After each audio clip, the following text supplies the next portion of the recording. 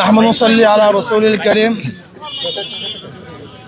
আপনারা জানেন আমাদের বাংলাদেশের অভিভাবকের মধ্যে থেকে একজন অভিভাবক আজকে দুনিয়া থেকে বিদায় হয়ে গেছে। আমরা সবাই বলি ইন্না লিল্লাহি ওয়া ইন্না ইলাইহি রাজিউন। আমরা তার রূহের মাগফিরাত কামনা করছি। আল্লাহ পাক তাকে ক্ষমা করে দেন, আল্লাহ পাক তাকে জান্নাতের ব্যবস্থা করে দেন। এবং আমরা আজকে আল্লাহর কাছে এই দোয়া করব, তার শূন্যস্থান যেন তার অধীনস্থ প্রতিনিধি যেন পূরণ করেন। এবং আজকে আমাদের বাংলাদেশের মানুষ শোকাহত, একজন ভালো দেশপ্রেমিক, দীর্ঘদিন পর্যন্ত নেতৃত্ব দিয়েছেন।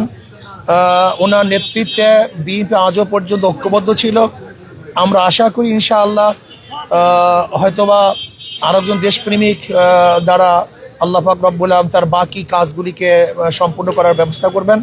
কাজে আমরা তার জন্য দোয়া করি, আল্লাহ যেন তার জিন্দিগির সমস্ত পাপ এবং ভুল ত্রুটিগুলি গুনাহ খাতা আল্লাহ পাক ক্ষমা করে দেন। আল্লাহ আমাদের সবাইকে মাফ করে দেন। আসসালামু আলাইকুম ওয়া রাহমাতুল্লাহ।